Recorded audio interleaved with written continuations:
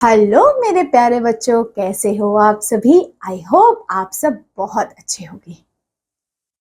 Yes, अच्छे हो। Part 1 किस किस बच्चों ने देखा है? चैप्टर नंबर 13 का। अब आप सोचोगे मैम वीडियो ऑन करते ही आपने क्वेश्चंस पूछने लग गए। देखिए अब क्या है, हम आप शुरू हो गए हैं, आगे राज्यसभा की तरफ मूव हो गए। तो लोकसभा जब तक क्लियर नहीं होगा ना, राज्यसभा में कंफ्यूजन होगी। इसलिए मैं कह रही हूँ पार्ट 1 देख लिया सबने। ओके, पार्ट 1 में हमने क्या डिस्कस किया? पार्लियामेंट्री सिस्टम के बारे में। लोकसभा कैसे फंक्शन करता है, क्या क्या उसका टर्म कितना होता है, कौन कौन से लोग होते हैं, इलेक्शन कैसे होता है, ठीक है, स्पीकर का क्या रोल होता है, ये सब हमने पार्ट 1 में डिस्कस किया। अब हम पार्ट 2 में राज्यसभा के बारे में देखेंगे। राज्यसभा क्या है, कैसे फंक्शन करती है, क्या टर्म पीरियड है, कौन से लोग राज्यसभा का मेंबर बन सकते हैं, ये सारी चीजें। और फिर उसके बाद तो हमने आगे पूरा का पूरा कवर करना ही है, ठीक है। चलिए राज्यसभा कंपोजिशन, सबसे पहले कंपोजिशन से शुरू करते हैं कि राज्यसभा में कौन कौन लोग होते हैं। सो द राज्यसभा और the council of state, it is the upper house of the parliament. ये कौन सा हाउस है बेटा? अपर हाउस होता है पार्लियामेंट का। It has maximum strength of 250 member, 250 maximum लोग यहाँ होते हैं। Of these 238 members represent the state and the union territory and 12 members are nominated by the president. यहाँ पे 12 लोग नॉमिनेट किए जाते हैं by the president, ठीक है।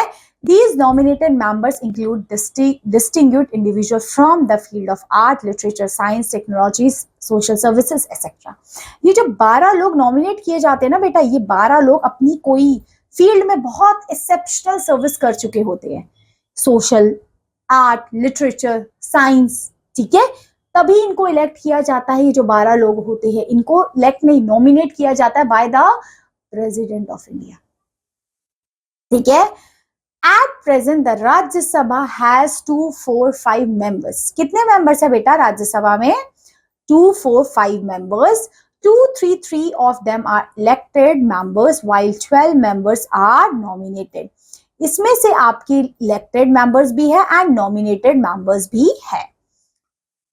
किसमें? राज्यसभा में, ठीक है। जैसे हमने देख लिया कि आपके 233 तो इलेक्टेड है एंड 12 नॉमिनेटेड है, ओके। और नॉमिनेटेड मेंबर प्रेसिडेंट इलेक्ट करता है। So the Rajya Sabha is a permanent house. ये परमानेंट है, ये डिसॉल्व नहीं हो सकता। राज्यसभा तो नहीं, राज्यसभा परमानेंट है, लोकसभा तो डिसॉल्व हो जाता था, ठीक है। So the Rajya Sabha is a permanent house. Unlike the Lok Sabha it can not be dissolve, solve नहीं हो सकता। 1/3 of its members retire every 2 years and elections are held for the vacant seat. इसमें से 1/3 हमेशा रिटायर होते हैं एवरी 2 ईयर। ये permanent है, इसलिए इसमें कभी भी ऐसा नहीं होगा सारे मेंबर्स हट गए। हर 2 साल बाद 1/3 मेंबर्स रिटायर होते हैं। The election of Rajya Sabha is indirect. जैसे लोकसभा में तो डायरेक्ट इलेक्शन होते हैं, यहाँ इनडायरेक्ट इलेक्शन होते हैं। That is all the voters do not cast their votes. जितने वोटर्स हम डायरेक्टली इनको वोट नहीं देते, हम जिनको वोट दिए हैं वो लोग इनको वोट देते हैं, मतलब इनडायरेक्टली हो गया। यहाँ पे डायरेक्ट पीपल्स नहीं इनको चूज करते। So instead the representative of various state legislature assembly elect the member of Rajya Sabha. देख लो, स्टेट लेजिस्लेचर्स के लोग इनको इलेक्ट करते हैं जो राज्यसभा में आते हैं लोग। जब राज्यसभा का इलेक्शन होता है तो डिफरेंट स्टेट लेजिस्लेचर्स के लोग इलेक्ट करते हैं अपने वोट लोगों को राज्यसभा में जाने के लिए, ठीक है। जिसकी मेजोरिटी ज्यादा होती है वो चले जाता है राज्यसभा में, ठीक है। इसलिए ये इनडायरेक्ट है, हम डायरेक्टली वोट नहीं दे रहे हैं। Each member of the Rajya Sabha is elected for the term period of 6 years। इसमें 6 साल के लिए, 6 साल के टर्म पीरियड के लिए इनको इलेक्ट किया जाता है राज्यसभा के लोगों को। Next, the vice president of India preside over Rajya Sabha. तो यहाँ वाइस प्रेसिडेंट प्रिसाइड करते हैं राज्यसभा को। लोकसभा में स्पीकर था, यहाँ पे वाइस प्रेसिडेंट है। He is the ex officio chairperson of Rajya Sabha. Rajya Sabha के ये ex officio chairperson होते हैं। जितने भी मीटिंग राज्यसभा की वाइस प्रेसिडेंट करते हैं। His functions are almost similar to those of speaker in Lok Sabha. इनका भी सेम फंक्शन है जैसे स्पीकर लोकसभा में जो स्पीकर का फंक्शन था, वैसे ही सेम फंक्शन है वाइस प्रेसिडेंट का राज्यसभा में। In the absence of, however, the deputy chairperson who is elected by the member of Rajya Sabha preside। अगर वाइस प्रेसिडेंट एब्सेंट है, नहीं है, तो डिप्टी चेयरपर्सन जो इलेक्ट किए जाते थे लोगों के द्वारा, जो राज्यसभा के, वो प्रिसाइड करते थे मीटिंग्स को। इतनी चीज क्लियर हुई, ब्रेकआउट करके हमने चीजों को पढ़ा, समझ में आया। चलिए next, a candidate from Rajya Sabha should be citizen of India. अब इसके लिए हमारे क्या क्राइटेरिया है, राज्यसभा के मेंबर बनने के लिए भी है कि आप सिटीजन होना जरूरी है इंडिया का, और 30 साल होनी जरूरी है।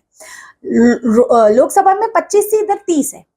He should be at least 30 years of age, other qualifications being similar to those of member of Lok Sabha. बाकी सारी क्वालिफिकेशंस चीजें वो लोकसभा से मैच होनी चाहिए, बस एज में डिफरेंस है 25 and 30, that's it. Member of Rajya Sabha can be री इलेक्टेड, जो मेंबर है राज्यसभा का बेटा वो री इलेक्ट भी हो सकता है, if their voters desire so, अगर उनके वोटर्स डिजायर करते हैं तो, ठीक है।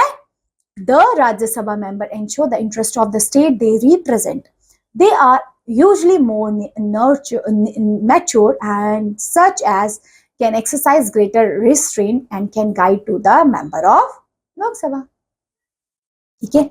यहाँ थोड़ी मेच्योर सीनियर लोग होते हैं, ये है अपर हाउस। अब देखते हैं बेटा, for the membership of Rajya Sabha candidate must possess the following qualification. ये क्वालिफिकेशन आपके पास होनी चाहिए अगर आपने राज्यसभा का मेंबर बनना है। फर्स्ट है, he must be a citizen of India. Second, he should be a age of 30 years of age. He should be a proclaimed offender. He should not be proclaimed offender, कोई offence नहीं किया होना चाहिए। He should not hold any office of profit under the government. कोई भी आपने government of India के under कोई भी ऐसा पोजीशन होल्ड नहीं करी होनी चाहिए। And last, his name should be in the voter list of the state from where he is seeking election. ये 5 चीजें होगी, then you are the member of Rajya Sabha, नहीं तो नहीं।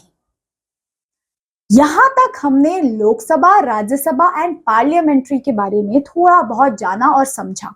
दोनों चीज समझ में आई, क्लियर हुई? Very good. अब हम डिस्कस करेंगे power and function of parliament. अब पार्लियामेंट के पास क्या क्या पावर है, कैसे फंक्शन करती है, क्या किस तरीके से वो अपनी पावर्स को डिवाइड करती है, ये सारी चीजें, ठीक है। So the parliament is a supreme law making body of the country. Parliament supreme law making body है कंट्री की। It makes a law that are implemented throughout the country. Throughout the country laws को implement करने का काम है इनका। It perform various functions. The procedure of law making and other functions of the parliament as follow. ये बहुत सारे procedures follow करती है जिसकी वजह से पार्लियामेंट फंक्शन कर पाती है। सबसे पहले लॉ मेकिंग, कैसे पार्लियामेंट लॉ बनाती है। The parliament can enact new law or change the existence ones on the 97 subjects of union list. देखिए यूनियन लिस्ट में कितने लिस्ट है, इट्स 97, ठीक है। यहाँ पे क्या करते हैं, लॉ मेक करती है। यूनियन लिस्ट में आपका पार्लियामेंट ही लॉ बनाएगी, स्टेट लिस्ट पे स्टेट गवर्नमेंट लॉ बनाती है। सो यूनियन लिस्ट में चीजों को चेंज करना एंड ऐड करना काम होता है पार्लियामेंट का। It can enact law on the subject of state list also, beside 47 subjects are there in concurrent list. देखिए कॉन्करेंट लिस्ट मतलब जिस लिस्ट पे स्टेट एंड सेंट्रल दोनों लॉ बना सकते हैं। और कभी कभी कोई ऐसे क्राइटेरिया होते हैं जो सेंसिटिव होते हैं, इंटरनल मैटर्स को लेके होते हैं, वहां पे सेंट्रल गवर्नमेंट की ज्यादा अथॉरिटी होती है, ठीक है। So the union parliament has sole right to amend the constitution. तो यूनियन गवर्नमेंट के पास पूरी राइट है, वो कॉन्स्टिट्यूशन को अमेंड कर सकते हैं। अमेंड मीन्स चेंजेस ला सकते हैं। अब प्रोसीजर्स क्या है हमारे कॉन्स्टिट्यूशन में, क्या प्रोसीजर फॉलो होता है। A proposal for a new law और a change in existing law is called a bill. पहले बिल आता है, बिल पार्लियामेंट में पास होता है तभी वो लॉ बनता है, पहले बिल आएगा। When a bill is introduced by any member of a parliament, it is called non-official bill. जब कोई भी लोग पार्लियामेंट में इसको प्रोसाइड करता है, it's non-official bill, but it is also called official bill when it is introduced by a minister. देखिए अगर कोई मिनिस्टर इंट्रोड्यूस कर रहा है तो वो ऑफिशियल बिल है, और जब कोई भी उसको प्रोसाइड मतलब इंट्रोड्यूस कर रहा है, that is known as official non official bill. और ऑफिशियल बिल कब होगा, जब वो कोई मिनिस्टर उसे इंट्रोड्यूस करेगा। अब bill pass through the following stage. देखिए बिल को पास करने के लिए ये स्टेज होती है, ये स्टेजेस है। कौन कौन से, introduction stage, second reading and third reading, ठीक है। पहले फर्स्ट रीडिंग होती है, फिर सेकेंड एंड फिर थर्ड। समझ में आया? सबसे पहले इंट्रोडक्शन और फर्स्ट रीडिंग। इंट्रोडक्शन और फर्स्ट रीडिंग में क्या चीजें होती हैं। फर्स्ट रीडिंग में क्या होता है, A member of either of House of Parliament introduce the bill. Either of House मतलब कोई भी इस बिल को प्रिसाइड और इंट्रोड्यूस कर सकता है. The copies of bill are distributed among the members. अब members को ये copies distribute कर दी जाती है. The member of introducing the bill explain the purpose and the importance of the bill. अब यहाँ पे बिल की इंपॉर्टेंस को इंट्रोड्यूस किया जाता है इंट्रोडक्शन फर्स्ट रीडिंग में, ठीक है, ताकि लोग उसको साइन करें. अब उसका इंपॉर्टेंस, उसका इंट्रोडक्शन ही बढ़िया नहीं होगा बिल का, तो कोई पास करेगा, वो बिल पास ही नहीं होगा. ठीक है, सेकेंड रीडिंग में क्या होता है, एट दिस से the bill is thoroughly discussed. अब यहाँ पे डिस्कशन होता है, वहां तो इंट्रोड्यूस हो गया फर्स्ट रीडिंग में, अब यहाँ थॉरोली डिस्कस्ड होता है, उसका merits demerits. Suggestions are made on the changes or delete certain parts of a bill. Part bill में कुछ ऐड करना है, कुछ डिलीट करना है, ये सब होता है. The bill is then sent to a special body called selected committee. अब selected committee के पास ये बिल जाता है, which is composed of member of various political parties of the house. The selected committee is thoroughly scrutinized the bill. यहाँ पे thoroughly discussion and दिमाग लगता है बिल्कुल सेकेंड रीडिंग में. Third reading, after including suggestion the bill is redrafted and then presented in the final form. यहाँ पे redraft किया जाता है बिल को, फिर प्रेजेंट किया जाता है. If the more than 50% of the member vote for a bill, it is passed. अगर 50% से ज्यादा वोट दे दिया तो ये बिल पास हो जाएगा, नहीं तो नहीं होगा. ठीक है, the bill is then sent to the other house. फिर इस बिल को दूसरे हाउस में सेंड किया जाता है. The same procedure is repeated here. अब यहाँ पे भी सेम प्रोसीजर रिपीट होता है. If the bill is passed in this house, it is sent to the president for the assent. Of course, जब यहाँ से भी बिल पास हो जाता है तब प्रेसिडेंट के साइन करने के बाद वो बिल लॉ में कन्वर्ट होता है. देख रहे हो, एक बिल को first reading, second reading and third reading की जरूरत पड़ती है. जो हमें लगता है ना ऐसे तुरंत पास हो गया, तुरंत नहीं होता. ठीक है, द अपर हाउस में be return the bill for suggestion. ऐसा भी होता है, कभी अपर या लोअर हाउस बिल को रिटर्न भी कर देते हैं सजेशन के लिए. ठीक है, और प्रेसिडेंट भी कभी कभी रिटर्न कर देता है. If these are not accepted by the lower house, the president can call the joint sitting of the both house. कभी कभी होता है ना, दोनों हाउस ही नहीं मान रहे, एक मान रहा है तो दूसरा नहीं मान रहा, दूसरा मान रहा है तो पहला वाला नहीं मान रहा, तो प्रेसिडेंट को फिर जॉइंट सिटिंग रखनी पड़ती है जिसमें दोनों हाउस साथ आते के बैठते.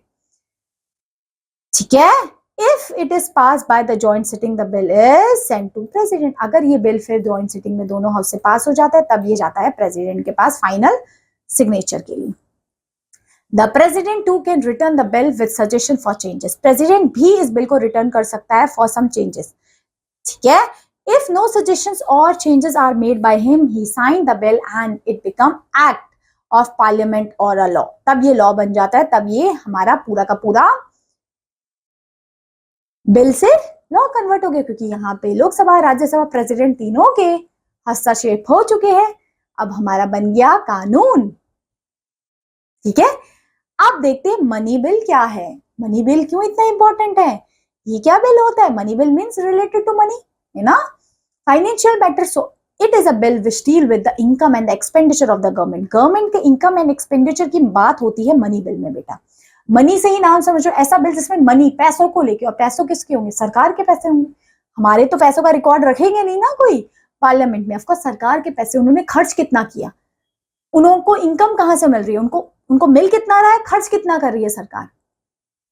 सो while an ordinary bill can be introduced in either of the house or in the parliament, a money bill can introduce only in the lok sabha. important. देखिए, वैसे कोई भी बिल हो तो किसी भी हाउस में प्रोसाइड, किसी भी हाउस में सबसे पहले आ सकता है, बट अगर वो मनी बिल है तो सबसे पहले लोकसभा में ही आएगा. The procedure for passing money bill is similar to the ordinary bill. फिर प्रोसीजर सेम ही है, बट सबसे पहले आएगा लोकसभा में अगर वो मनी बिल है. बाकी जितने ऑर्डिनरी बिल है वो चाहे लोकसभा में आए चाहे राज्यसभा में, कोई फर्क नहीं पड़ता. मनी बिल के केस में जिसमें गवर्नमेंट का एक्सपेंडिचर एंड रेवेन्यू बताया जाता है, वो हमेशा हमेशा लोकसभा में ही आएगा. ठीक है, अब ये यहां तक फंक्शन तो हमें पार्लियामेंट के समझ आ गए. अब और भी फंक्शन है बेटा, ये देख रहे हो आप, ये पूरे में आपके फंक्शन लिखे गए हैं. ठीक है, ये फंक्शन क्या क्या है, चलिए जल्दी से देख लेते क्या क्या फंक्शन है. First, control over government finance. Government finance को कंट्रोल करके रखना. गवर्नमेंट कहीं एक्स्ट्रा तो नहीं स्पेंड कर रही है, ये सब देख रेख करना होता है. So the parliament is the custodian of the national purse. It passes the budget of the union government. The budget of the government financial plan, it shows in detail the income and expenditure of the government. Government का income and expenditure यहाँ पे show किया जाता है. In addition to the budget, our financial bill too is introduced. The financial legislature has to approve by the parliament. इसको भी parliament से approval की जरूरत पड़ती है. नेक्स्ट है control over executive. Parliament executive को भी कंट्रोल करता है. ठीक है, कैसे? Let's see. The most important function of the parliament is to exercise control over government or executive which is directly responsible to the parliament. जो parliament पे directly responsible है उसको कंट्रोल करने का भी अधिकार है पार्लियामेंट के पास. The member of parliament may ask questions regarding the working of various department ministers. बिल्कुल, पार्लियामेंट अपना जो मेंबर और पार्लियामेंट की वो आप पूछ सकते हैं आपसे क्वेश्चन रिगार्डिंग आपके मेंबर्स एंड आपकी ड्यूटीज के बारे में. The minister in charge of the department is obliged to answer the questions on the floor of the house. और मिनिस्टर को उसी टाइम आंसर देना पड़ेगा. They have to be answerable. Moreover, the member of the parliament can move an adjournment motions or on any urgent matters requiring an immediate attentions for the government, that is a railway accidents or a serious tragedy of a event. अच्छा, अगर कोई series incident हो गया है, कोई tragedy हो गई है, तो उस टाइम लायबल है वो मिनिस्टर बताने के लिए कि ऐसा क्यों हुआ, कहाँ लैक हुआ, कहाँ पे मिसकंडक्ट हुआ, कहाँ पे कुछ चीज छूटी जिसकी वजह से इतनी बड़ी दुर्घटना हुई.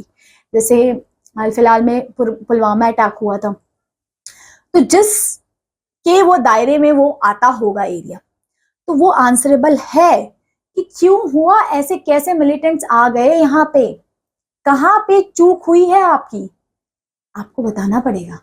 ठीक है. So the member of the Lok Sabha may present a vote of non-confidence against the minister. If the motion is passed, the minister as a whole will resign. अच्छा, अगर non-confidence motion पास हो जाता है उस गवर्नमेंट को लेके तो वो पूरी की पूरी सरकार गिर जाती है.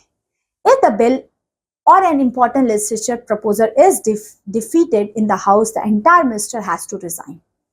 Parliament is thus the watchdog of the interest of the people and control the activities of the executive. Executive की activities को भी control parliament करता है. ये watchdog है. ठीक है. Next function है judiciary function. Judiciary function भी करता है parliament. Let's see. The parliament enjoys certain judicial power also. उसके पास judicial power भी है. It can impeach the president. देखिए, प्रेसिडेंट को हटा सकता है, जज को, जज of supreme court, high court, if they are found acting against the constitution or misusing their power or indulging in a corruption. अगर वो करप्शन में इंडल्ज है, कॉन्स्टिट्यूशन के हिसाब से काम नहीं कर रहे हैं, तो उनको हटाया जा सकता है. ये है जुडिशियल फंक्शन आपका पार्लियामेंट का. आगे है electoral function. So the parliament play an important role in the election of the president and the vice president. बिल्कुल, तो यहाँ पार्लियामेंट आपके प्रेसिडेंट एंड वाइस प्रेसिडेंट के इलेक्शन में बहुत महत्वपूर्ण भूमिका निभाते हैं. नेक्स्ट है fifth, amendment of constitution. Constitution को अमेंड किया जा सकता है, चेंज किया जा सकता है according to the time, according to the needs. That's why हम कहते हैं कॉन्स्टिट्यूशन हमारा फ्लेक्सिबल है. Any amendment of the constitution needs the approval of the parliament. देखिए, कहीं पे भी कॉन्स्टिट्यूशन में कुछ चेंज करना है, पार्लियामेंट का अप्रूवल सबसे पहले चाहिए होगा. While some parts of the constitution can be amended by the simple majority of both the house, some parts require the 2/3 majority of the house. कुछ तो सिंपल मेजोरिटी से काम चल जाता है. मेजोरिटी आपको चाहिए तभी आप अमेंड कर सकते हैं कॉन्स्टिट्यूशन को, तभी कॉन्स्टिट्यूशन में चेंज ला सकते हैं. विदाउट दैट आप नहीं ला सकते हो. तो ये सारी की सारी पावर है हमारे कॉन्स्टिट्यूशन के पास. जुडिशियल पावर, आपका अमेंड करने की पावर, गवर्नमेंट को कंट्रोल करने की पावर, एग्जीक्यूटिव को कंट्रोल करने की पावर, ये सब कुछ है. आगे सेशन ऑफ पार्लियामेंट. पार्लियामेंट के 3 सेशंस होते हैं बेटा, monsoon, budget and winter session. So the parliament must to be meet at least twice a year. 2 बार तो एटलीस्ट मिलना है. There should be not the gap of more than 6 months between the session. 2 session के बीच में 6 months से ज्यादा gap नहीं होना चाहिए. It is summoned bye the president of India. और ये समन किया जाता है प्रेसिडेंट ऑफ इंडिया के द्वारा. The first session of the parliament begin with the address of president. जो पहला सेशन होता है वो प्रेसिडेंट के एड्रेस से शुरू किया जाता है. अब ऑर्डिनेंस क्या है? ordinance. So many are times when the parliament is not in a sessions, a situation may occur which require a law to deal with it. In such conditions, the president may issue the ordinance which carries the effects of a law for 6 months. It has to be rectified by the parliament when they meet. देखिए कभी कभी ऐसा होता है कि parliament session में नहीं है और उस टाइम कोई इमरजेंसी आ गई कि वो लॉ को पास करा, वो लॉ बनाना है, तो पार्लियामेंट तो है नहीं, तो उस टाइम पे प्रेसिडेंट साइन कर देता है वो लॉ और वो 6 महीने तक वैलिड रहता है. बट उस लॉ को पास करवाना पड़ता है जब पार्लियामेंट फिर से सेशन में आएगी. जब उनका फिर से सेशन होगा तो वो लॉ को पार्लियामेंट से पास कराना पड़ेगा. ये है ऑर्डिनेंस जिसको प्रेसिडेंट पास कर देते हैं जब दोनों हाउस सेशन में नहीं होते हैं और वो लॉ बनाना इंपॉर्टेंट होता है तब. Getting all these things clear? अब देखते हैं relationship between the two houses of the parliament.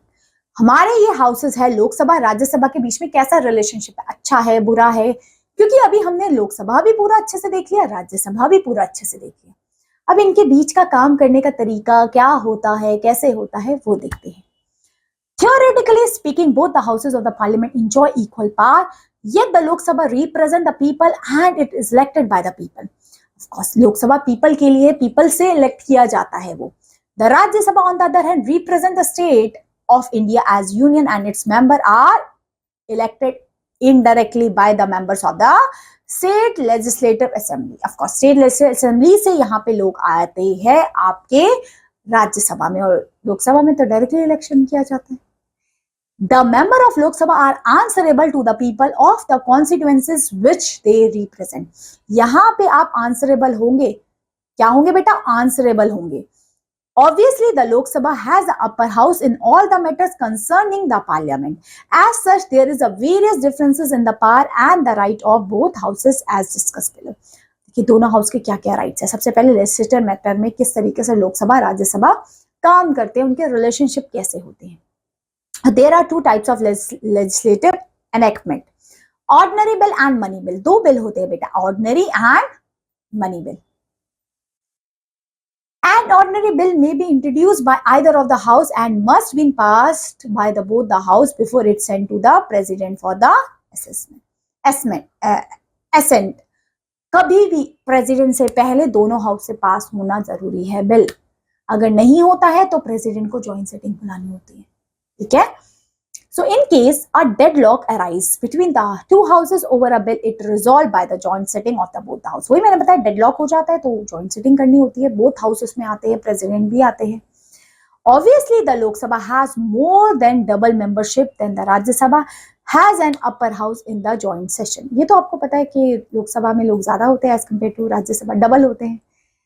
So easy होता है लोकसभा से बिल पास करवाना, राज्यसभा से पास करवाना.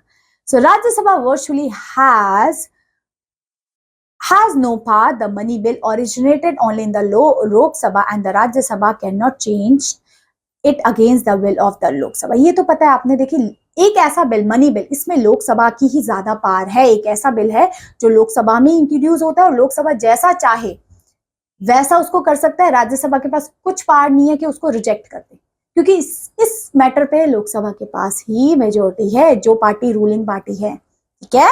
सो it can simply deny a money bill for the 14 days after it is deemed to pass again Rajya Sabha. देखिए राज्यसभा अपनी सजेशन दे सकता है, लोकसभा माने ना माने मनी बिल पे वो उसकी बात है, बस वो सजेशन दे सकता है और कुछ नहीं, क्योंकि इस बिल पे लोकसभा की ही पावर है. ठीक है. अगला कंट्रोल ओवर एग्जीक्यूटिव. एग्जीक्यूटिव को कंट्रोल भी करता है हमारा. So, through both the houses have equal right of asking questions or bringing the various motions against the government. Only the Lok Sabha has the upper hand. The Council of Ministers is primarily responsible to the Lok Sabha. So, हमारे जो Council of Ministers ये responsible होते हैं बेटा लोकसभा को लेके. किसको लेके बेटा? लोकसभा को लेके. If the Rajya Sabha pass a vote of non-confidence, the government has to oblige to sign. But if the Lok Sabha has passed a motion, the government has to resign. ये हमने अभी डिस्कस किया था. सो ये चीजें समझ आ गई relationship किस तरीके से होता है legislator matter and control over executive को लेके.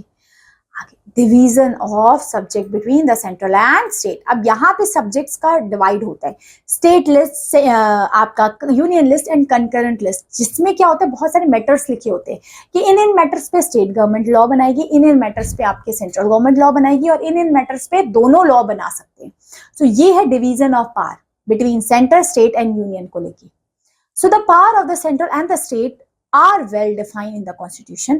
There are 3 types of list: the union list, the state list and the concurrent list, in which the subjects for legislature have been specified and made crystal clear. 3 listed है हमारी, state list, union list and concurrent list, जिसमें तीनों rule regulations बना सकते हैं। Of course central list में central government की ज्यादा पावर होगी, स्टेट में स्टेट की होगी, और कंकरेंट लिस्ट में दोनों बना सकते हैं, बट कुछ ऐसे मैटर्स पे हमारी सेंट्रल गवर्नमेंट ज्यादा पावरफुल होती है। ठीक है, हम शुरू करते हैं यूनियन लिस्ट से। What is union list? Union list, it contain 100 subjects. इसमें कितने सब्जेक्ट्स होते हैं? 100। Previously 97 subjects on which the parliament can enact. यहाँ पार्लियामेंट डायरेक्टली लॉ बना सकती है। The important subjects include railway, highways, shipping, Airways, foreign affairs, international context, and UNO, meteorology, military, air forces, navy, post, telegram, wireless, telephones, coinage, banking, currency and ancient monuments। ये कुछ ऐसे topics है, इन पे related अगर कोई rule regulations आना है तो पार्लियामेंट लेके आएगी, जिसमें हमारे 97 लिस्ट आते हैं टोटल। इसमें तो कुछ ही लिखे। नेक्स्ट है स्टेट लिस्ट। अब स्टेट गवर्नमेंट किन किन चीजों पे रूल रेगुलेशंस बना सकती है। So there are 61 subjects, previously 66 थे, on which the state government can make the law, जिसमें state government law बना सकती है। The important subjects include police, prisons, law, courts, high court, lower courts, hospitals, sanitation, healthcare, agriculture, road, forest, irrigations, fisheries, animal husbandries। इसमें state government law बना सकती है। 61 article से आगे है कंकरेंट, जिसमें दोनों लॉ बनाएंगे। इसमें है 52 subjects. So concurrent list, it contain about 52 subjects on which the both parliament and the state legislature can make the law. दोनों लॉ बना सकते हैं इसमें। But the law pass by the union legislature parliament on the subject shall be prevail over the pass by the state legislature. It is important subjects. अब इनमें कौन कौन से सब्जेक्ट्स आते हैं जिसमें दोनों से पास होता है? Marriages, medical professions, joint family, other professions, works, newspaper, trade union, labor welfare, factories, religious endowment, civil and criminal procedure, and electricity. And the chapter is over. समझ में आया चैप्टर? क्या था पार्लियामेंट, लोकसभा, राज्यसभा क्या थी, फंक्शन क्या था, किस तरीके से हमारी गवर्नमेंट वर्क करती है, कौन कौन से लिस्ट होती है, सब कुछ आप समझ में आएगा आपको क्वेश्चन आंसर से। चलिए मुझे आंसर बताइए फिर फटाफट। चैप्टर तो समझ में आया, अब आंसर बताइए। First, which organ of government frame the law? Legislature, बिल्कुल सही। The lower house of the parliament, Lok Sabha. The number of member nominated by the president in Rajya Sabha, कितने लोग थे? 12 लोग। चलिए आगे। First, fill in the blank, preside over the meeting of Lok Sabha. कौन preside करता था? स्पीकर। अब स्पीकर तो लिख लोगे, कोई दिक्कत? चलिए next, the member of Rajya Sabha must be 30 years of age। Next, when a bill is introduced by any member of the parliament it is called non-official bill। जो कोई भी मेंबर अगर उसको बिल को इंट्रोड्यूस कर रहा है, that is known as non-official bill, और प्राइवेट मेंबर बिल भी बोलते हैं। Next, the state government can make law on state subject. State subject पे लॉ बनाएगी state government. Next, the ordinance is issue by the president only. President ही issue कर सकता है ऑर्डिनेंस जब दोनों हाउस सेशन में ना हो, तब ऑर्डिनेंस आता है। अब करते हैं ट्रू एंड फॉल्स। फर्स्ट बताइए मुझे, the Rajya Sabha can not be dissolve, बिल्कुल सही। Next, Rajya Sabha is the upper house of the parliament, बिल्कुल सही। Next, the concurrent list is 79, no, it has 51, so it is false. Next, a money bill can be introduced either of the house, no, only Lok Sabha, it is false. Next, the vice president of India is ex officio chairperson of Rajya Sabha, it is true. अभी देखा था, ये तो चीजें अब easy हो गई है। अब तो ये मैं ना भी बताऊं, बोल दो ना ये सब होमवर्क है, तो भी आप कर लाओगे, इतनी गारंटी मैं ले रही हूँ आपकी, ठीक है। चलिए अब बताइए, तब भी हम डिस्कस कर ही लेते हैं ना। चलिए कुछ कुछ आपको दे दिया करेंगे होमवर्क, ठीक है, ताकि आप लोग भी तो सर्च करें कुछ, है ना। जैसे फर्स्ट बताइए मुझे, एग्जीक्यूटिव, एग्जीक्यूटिव का क्या काम था, इंप्लीमेंट करना था ना, लॉ को इंप्लीमेंट करना था, तो बिल्कुल सही, मैच कर दो। मनी बिल में किसकी पावर थी, लोकसभा की पावर थी। वाइस प्रेसिडेंट क्या थे हमारे, ये राज्यसभा के थे। लेजिस्लेचर क्या करता था, लॉ बनाता था। एंड जुडिशियल क्या करता है, डिस्प्यूट्स को सेटल करता था। बस इतना इजी है ये। Next, name the three organ of government, legislature, executive and judiciary. Second, name the two type of government on the basis of relationship between the executive and legislature. दो type की government कौन सी थी, central and the state government. Next, what is parliament? Parliament is known as a law making body or a legislature in which we can make the law. And दो house कौन है, लोक सभा and राज्य सभा. Next, what does money bill originate? Originated in Lok Sabha. What is ordinance? When the parliament is not in the session, if it is urgent, if it's emergency, if a law is made, then the president can make this law. This is known as ordinance. Next, discuss in detail the function of the parliament. Parliament का function क्या है, law बनाना, control करना, है ना। हमने पूरा function देखो describe किया, अब एक एक चीज हम फिर से तो नहीं करेंगे, है ना। ये देखो पार्लियामेंट का हमने यहाँ पूरे फंक्शंस देखे थे, देख रहे हो, ये फंक्शन ऑफ स्पीकर से लेके यहाँ पार्लियामेंट का पूरा फंक्शन देख रहे हो।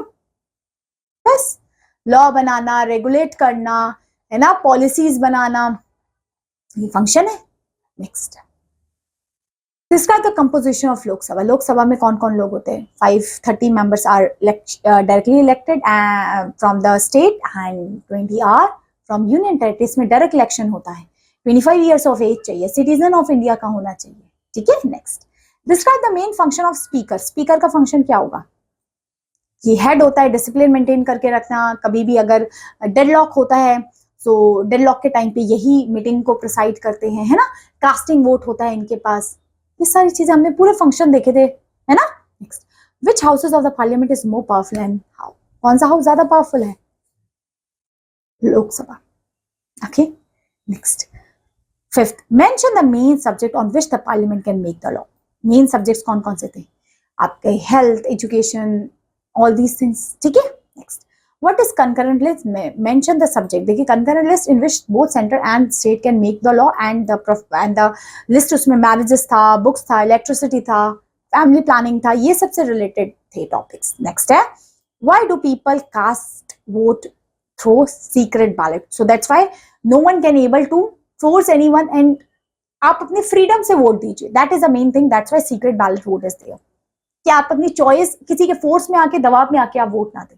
That's why this secret ballot vote is there for at the time of election and this chapter is over. समझ में आया चैप्टर, अच्छा लगा?